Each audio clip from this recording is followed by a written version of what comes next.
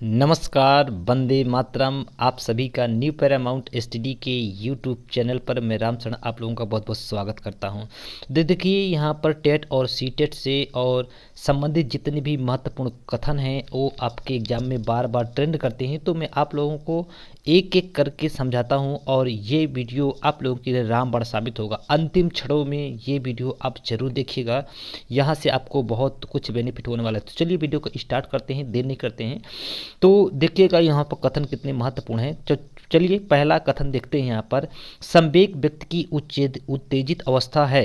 ये किसका कथन है? ये आपके संवेग व्यक्ति की उत्तेजित अवस्था है। तो ये किसका कथन है? ये वुडवर्थ का है। याद रखिएगा, वुडवर्थ महोदय ने संवेग व्यक्ति की उत्तेजित अवस्था है इन्होंने कथन दिया था। नेक्स्ट कथन है नैतिक विकास का सिद्धांत किसने दिया था? तो ये कोहलबर्ग ने दिया था। किसने दिया था? कोहलबर्ग ने दिया था। तो ये भी आपको यहाँ पर बिल्कुल याद रखना चाहिए। अगला क्वेश्चन, अगला है पॉइंट है चिंतन संज्ञानात्मक पक्ष में एक मानसिक क्रिया है। तो किसने कहा था? ये रास महोदय ने कहा था। अगला पॉइंट देखते हैं सीखने की सामग्री के रूप में निरर्थक शब्दों का प्रयोग किसने किया था? रहिंग हॉस ने किया था। किसने? रहिंग हॉस ने ये किया था। अगला पॉइंट देखते हैं। अगला पॉइंट ये है कि सर्वाधिक उपयुक्त जीवित यानी सर्वाइवल ऑफ द फिटेस्ट, ये किसने दिया था कथन? ये डार्विन ने दिया था। नेक्स्ट है सामाजिक प्रत्याशाओं के अनुरूप व्यवहार की योग्यता का अधिगम सामाजिक विकास कहा जाता है। ये किसने दिया था? हरलाक महोदय ने दिया था। अगला पॉइंट है प्रेक्षणात्मक अधिगम संप्रत्यय द्वारा दिया गया। तो ये बंडूरा एंड वाल्ट का है। ठीक है, बंडूरा और वाल्ट ने इसको कहा था। अगला है प्रासंगिक अंतर्बोध परीक्षण यानी जिसको बोलते हैं टैट का विकास किसने किया था? मरे ने किया था। अगला है अधिगम में प्रभाव का नियम किसने दिया था? तो ये थार्नडाइक महोदय ने दिया था। किसने दिया था?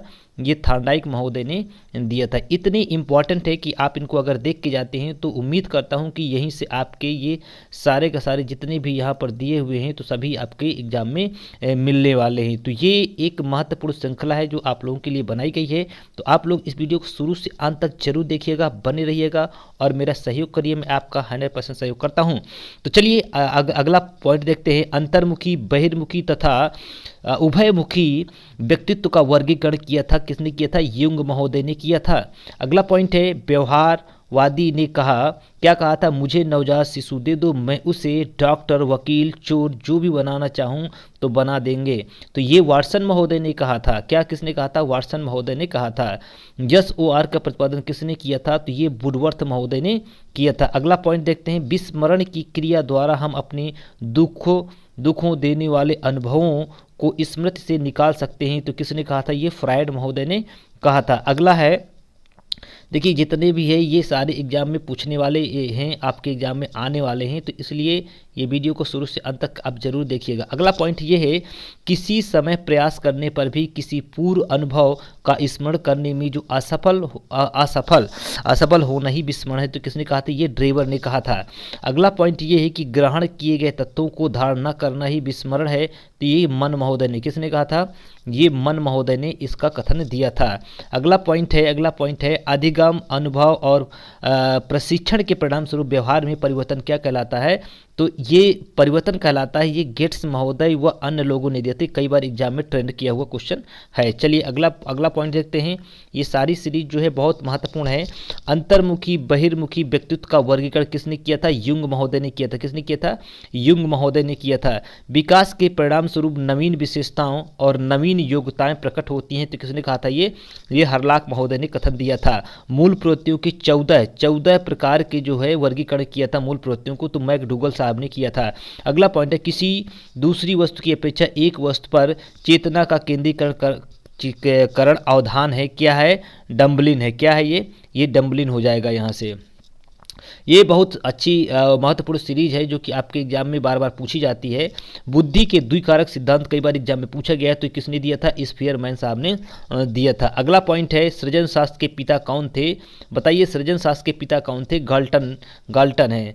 ये गाल्टन है। अगला पॉइंट ये है कि ग्रंथियों के स्थान आधार पर व्यक्ति के विभिन्न प्रकारों की चर्चा की है। तो ये है यानी ग्लांस के आधार पर की है, तो कैनन ने किया था। अगला पॉइंट है सृजनात्मकता मौलिक परिणामों को अभिव्यक्त करने की मानसिक प्रक्रिया है। किसने कहा था? क्रो एंड क्रो ने कहा था। ये भी इंपॉर्टेंट है। ठीक है, ये साइकोलॉजिस्ट जितने हैं बहुत ही महत्वपूर्ण है, आपके एग्जाम में पूछने की प्रबल संभावना है यहाँ से।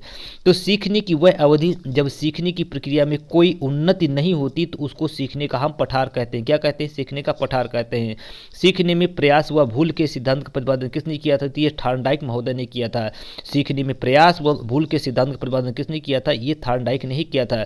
क्रिया अनुबंधन का सिद्धांत किसने दिया था? तो स्किनर महोदय ने। क्रिया अनुबंधन का सिद्धांत किसने दिया था? तो स्किनर महोदय ने दिया था। अधिगम के सिद्धांत गेस्टाल्टवादी सिद्धांत जिसे कहते हैं, ये कोहलर ने दिया था। किसने? कोहल या कोहलर वर्ग ने दिया था। अगला पॉइंट देखते हैं, अभिप्रेरणा का प्रत्याशा सिद्धांत। अभिप्रेरणा का अप्रत्याशा सिद्धांत किसने दिया था? विक्टर ब्रूम ने दिया था। किसने दिया था? विक्टर ब्रूम ने दिया था। अगला पॉइंट ये है कि भाषा का विज्ञान का सिद्धांत किसने दिया था? चॉम्स्की ने दिया था। ये कई बार एग्जाम में पूछा गया है। अगला पॉइंट है, सीखने की वक्र अभ्यास द्वारा सीखने की मात्रा, गति और प्रगति की सीमा को क्या ग्राफ पर प्रदर्शित करने के लिए किसने किया था? ये प्रदर्शित किया था तो स्किनर महोदय ने किया था। अगला पॉइंट देखते हैं कि पुनर्बलन का सिद्धांत का दूसरा नाम क्या दिया गया है? तो क्रिया प्रसूत अनुबंधन का सिद्धांत भी इसे कहा जाता है। अगला पॉइंट है, व्यवहार के कारण व्यवहार में परिवर्तन ही अधिगम है। तो गिलफोर्ड महोदय ने कहा। किसने कहा था? गिलफोर्ड महोदय। आप इनको रट लीजिए एकदम से, आपके एग्जाम में आने ही वाले हैं। किशोरावस्था बड़े संघर्ष, तूफान, तनाव और विरोध की अवस्था है, स्टेनले हॉल ने कहा था। कई बार एग्जाम में ट्रेन हुआ है। अगला, सीखने का पठार, यानी सीखने का पठार सीखने की क्रिया के मुख्य अभिलक्षण है जो उस स्थिति को प्रकट करते हैं जिसमें सीखने की प्रक्रिया में कोई उन्नति नहीं होती है। ये रास महोदय ने कहा था। रास महोदय ने कहा था, क्या कहा था? कि सीखने के पठार में जो उन्नति नहीं होती है उसको किसने कहा था? ये रास महोदय ने। अभिप्रेरणा के मूल प्रत्ययों के सिद्धांत का प्रतिपादन किसने दिया था? मैकडूगल साहब ने। 14 दिए थे, ये भी आपको याद रखना है। अगला पॉइंट देखते हैं। अगला पॉइंट बड़ा इंपॉर्टेंट है कि विकास की किस अवस्था को कोल ब्रूस ने संवेगात्मक विकास का अनोखा काल कहा है? तो बाल्यावस्था को। ऐसा पूछ सकता है इस क्वेश्चन को, बाल्यावस्था को संवेगात्मक विकास का अनोखा काल किसने कहा था? कोल एंड ब्रूस ने कहा था। ये भी उल्टा करके पूछ सकता है यहाँ से। बुद्धिमात्मक प्रज्ञा का प्रत्यय किसने दिया था? तो गार्डन महोदय ने। किसने? गार्डन महोदय ने इसको दिया था। तो इस तरह से ये इंपॉर्टेंट आपकी सीरीज रही है।